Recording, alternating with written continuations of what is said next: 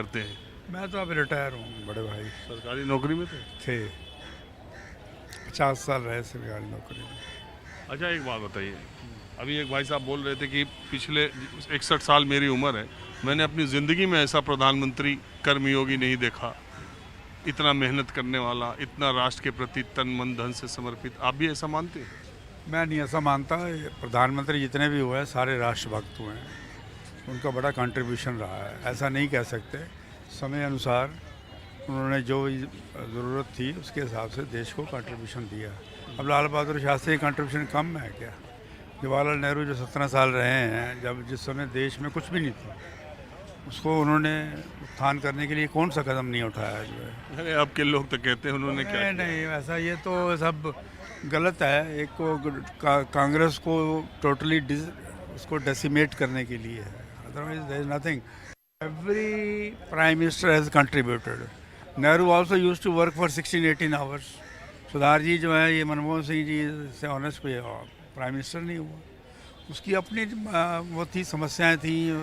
एक कोलिशन था जिसमें कोलिशन धर्मा में वो फंस गए बेचारे जो है। बट हिज कंट्रीब्यूशन मैं समझता हूँ कि बहुत बड़ा कंट्रीब्यूशन था। डेवलपमेंट का जो बिगनिंग हुआ है, it is all done by Manmohan Singh, by globalisation, by freeing the economy from all controls. पहले इतने कंट्रोल्स थे, उसके बाद तो कोई एंड ही दिखाई नहीं दे रहा। ठीक है, डेवलपमेंट का प्रोसेस शुरू होना मुश्किल काम होता है, अब उसके बाद लोग बढ़ाए जा रहे हैं, बढ़ेगा।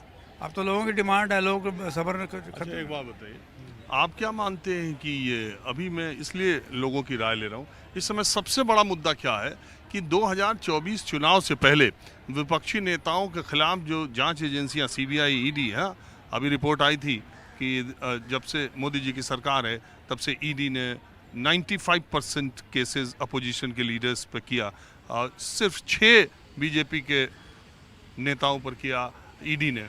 इसी तरह सीबीआई का 80% है।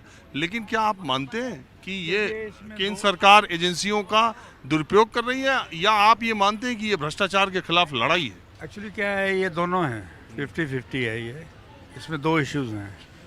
पहली बात तो ये है कि जांच हो रही है, जांच के योग्य माना गया है उन केसेस को।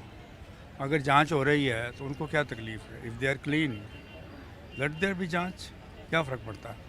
बट वो कहते हैं पॉलिटिकल वेंडेटा है। एक ही उनके पास बात है, मान लो आपने किसी के ऊपर चाय लगाया तो आप उसको डिसमिस कर देंगे पॉलिटिकल वेंडेटा से। Why don't you bring out defence, your defence to the public? Public को पता लगना चाहिए, ठीक है ना।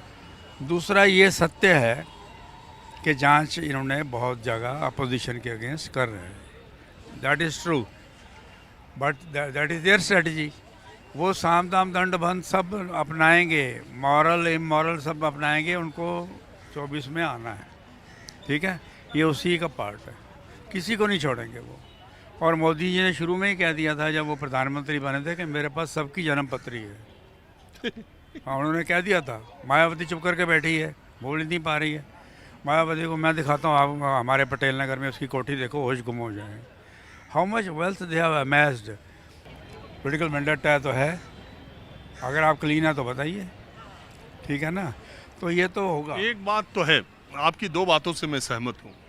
पहली बात तो ये है कि देश के पूर्व प्रधानमंत्री, जितने भी प्रधानमंत्री हुए, वो सब हमारे सम्मान और राष्ट्र के नायक के तौर पर माने जाने चाहिए, और वो धरोहर है। पंडित नेहरू के बारे में बहुत सारे लोग ये कहते हैं कि वो हिंदू विरोधी थे, ये आजकल चलता रहता है।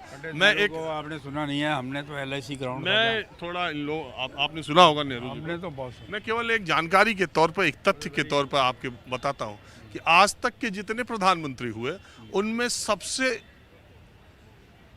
सबसे सटीक या सबसे ज्यादा अच्छे तरीके से योगा करने वाले प्रधानमंत्री के तौर पे भी आप देखेंगे तो प्रधानमंत्री नेहरू हैं। शीर्षासन वो तब के ज़माने में करते थे। दूसरी बात, जब IIT खड़गपुर हमारे देश का पहला प्रौद्योगिकी संस्थान बना, वो IIT खड़गपुर में गया हूँ, और वहाँ का एम्बलम जो है वो आप देखिएगा, वो संस्कृत में है। और अगर आप एम्स गए हो कभी अपना या अपने करीबियों का इलाज कराने के लिए, तो एम्स का एम्बलम भी संस्कृत में है। मैंने एक बार IIT खड़गपुर के डायरेक्टर से ये पूछा कि ये IIT इंस्टीट्यूट टेक्नोलॉजी का इतना पुराना इंस्टीट्यूट और इसका संस्कृत का एम्बलम, तो उस डायरेक्टर ने और अनौपचारिक बातचीत में मुझसे कहा कि नेहरू जी ने जब ये पहला इंजीनियरिंग का सबसे बड़ा संस्थान बन रहा था, तब उन्होंने ये कहा था कि हम नए नए आज़ाद हुए हैं, हमारे देश के नए बच्चे जो टेक्नोलॉजी में आए वो हमारी संस्कृति और सनातन धर्म को भूल न जाएं, इसलिए उनको संस्कृत का एम्बलम रहेगा और योग को इसमें मिक्सअप कर दिया जाएगा, तो वो अपनी संस्कृति को, सनातन को जानते हुए प्रौद्योगिकी की शिक्षा ग्रहण करके देश की सेवा करेंगे। और यही तर्क उन्होंने एम्स के एम्बलम में भी दिया था। और ये दोनों संस्थानों के टक्कर का संस्थान आज़ादी के 75 सालों के बाद भी नहीं बन सका। और दूसरी बात जो इन्होंने कही कि जो पिछले 30-35 सालों में जिन लोगों का राजनीतिक उभार हुआ है, वो अपने परिवार और पैसे से ऊपर ज़्यादातर लोग नहीं उठ पाए। आपके अगल बगल भी ऐसे बहुत नेता होंगे जो 10, 20, 25 साल पहले साइकिल और रिक्शे पे चला करते होंगे और आज उनकी पीढ़ियां करोड़ों रुपए की गाड़ियों से चलती हैं। किसी नेता, अगर आप नेता को देखना है तो आप कभी भी किसी भी समय ऐसे लोगों के घर जाइए जो पुराने नेता हैं, तो उनके घर की संपत्ति या उनके नेताओं का क्या